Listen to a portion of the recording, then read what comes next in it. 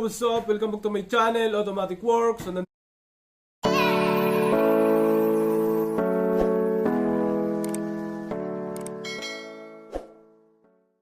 yun, Automatic Works. May customer tayong Hyundai automatic. So, ayaw umandar. So, pag unang susi, wala siyang check engine. Off natin yung susi. Yan. Off, on. 2011 siguro to 12. 11, 12, 13 yung mga ganitong model. Walang PRND. Tapos wala din check engine, no? Pag on. Start natin. Ayaw umangat na speedometer. Yung RPM. Tapos cranking lang. Ayan, no? Ayan. Cranking lang siya. Off natin. Una natin check. Fuse. Lahat ng fuse tsaka relay. So, na-check ko na yung fuse doon sa harap. Dito naman sa ilalim. Lahat ng fuse dito. Tingnan natin kung nailaw. Naka-on tayo. Alas lahat yan. So, isa-isahin natin yan. Lahat ng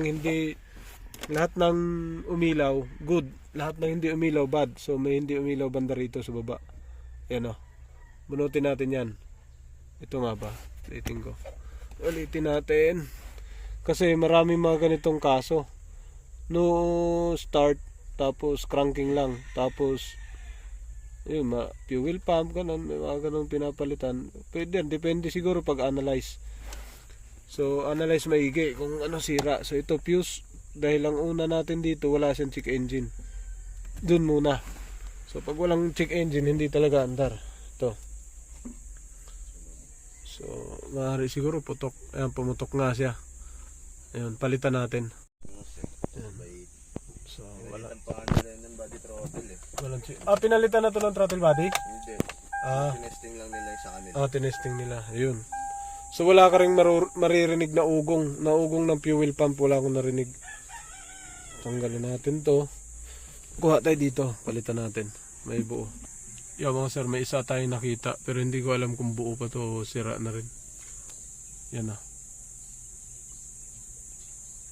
Parang buo naman. Saksak natin. Dito. Tingnan natin kung mag-check engine siya pag isaksak natin. Yan, no? O baka pumutok yung fuse ulit. Yan.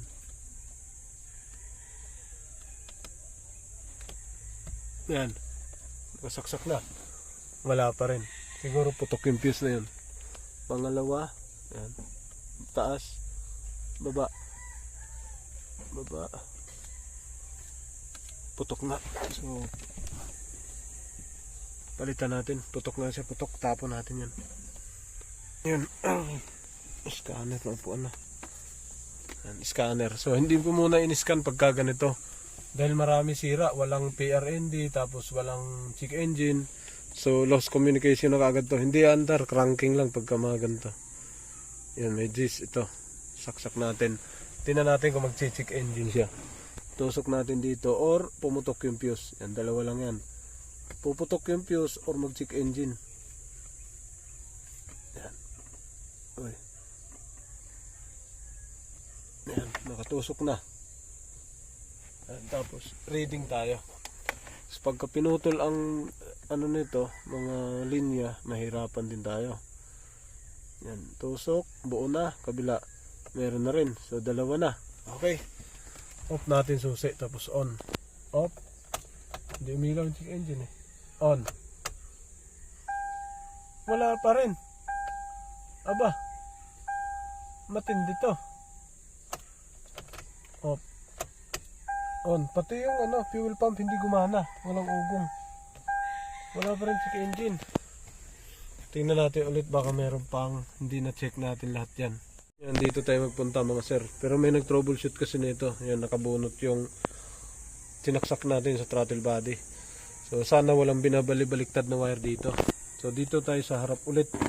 Kasi ito pumutok to kanina. Ayan, buo na. Ayan. Ngayon na-check ko na to lahat kanina.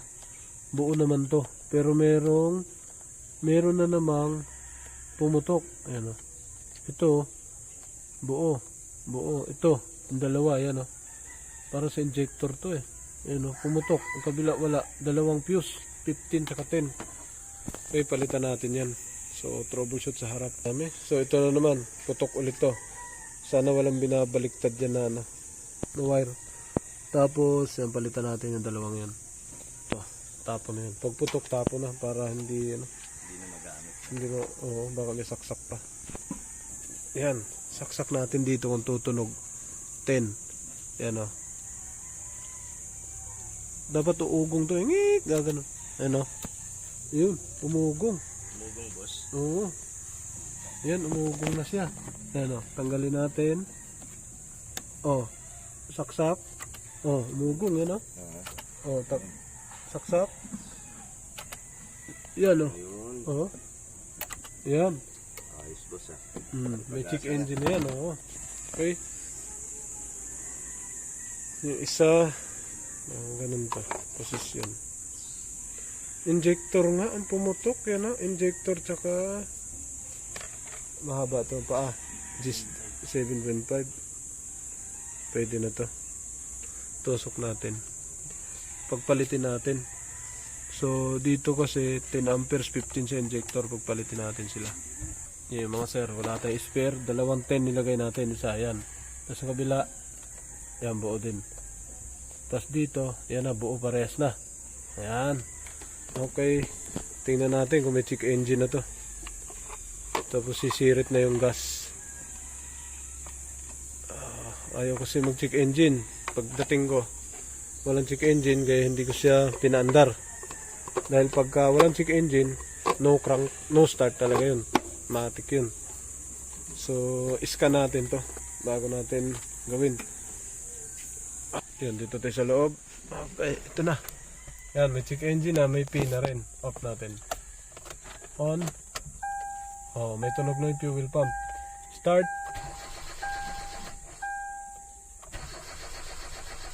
Ayun, cranking lang siya. Ayaw tumuloy. Ayan o. Ayaw tumuloy. Pero umaangat na yun. Yung RPM. Iskan natin to. May letter P na. Tapos may PRND. Saka ka na mag-scan. So ingat kapag scan dito. Baka pumutok ang scanner mo. Hindi ang sasakyan ang puputok. Scanner mo. Ayan. Check natin. Tsaka ingat din pag active test nito. Kasi may napanood akong nag-active test. Sumabog yung airbag po tragis. Yan. Nakapasok ang scanner agad. Oo, kasi may check engine. Pasok agad yan. 1.4, 2012. Ano kayo sira nito? Yun. 2 fault code sa engine. Yan. So ngayon pa lang tayo nag-scan mula kanina. Kasi pag mag-scan tayo kanina na walang check engine tapos walang P, hindi babasahin na scanner yan. Lost communication yan. So ngayon, pwede na tayo mag-scan dahil may check engine na siya. Ibig sabihin gumagana na yung function ng ECU. So may mga problema lang yan. Ito troubleshoot natin. Ayan na, may fault code na siya, 2. Tapos, 2, airbag, steering, airbag yan. Pa-final natin. Focus tayo sa engine kasi hindi siya maandar. Yung fuel pump niya gumagana naman. Yan na. Konti na lang.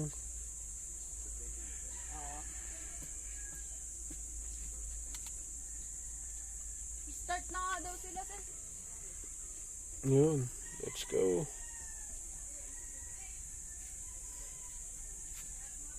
Yun. Okay. Yan na, lalabas na yan. Ano kaya? Matagal yung scanner ko magbasa. Pang-arawan lang. Hindi pwede pakyawan, boss. Arawan. Matagal magbasa eh. Madami na kasing binasa to eh. Dami nang kinita rin eh, no? Dami ng laman. Kaya tinatamad na siya. Kaya pagka ganyan, reading ng matagal. So, ibig sabihin may malalim na sira. Ayun. Yun ang sira niya. Limp mode. Limp home mode. Force engine shutdown. Tapos camshaft. Position sensor A circuit. Naku po. First time ako ma-encounter na ito. Ito lagi ko na-encounter to sa Tucson. Yung D-Tucson na 2010-11 mga gasolina. Itong sa ibabaw. Pero yung ilalim bihira. I-check natin yung computer box. Yun, papalitan natin. Palit ko yung ECU ko. Subok lang. Baka sa mechanical issue. Testing natin kung aandar.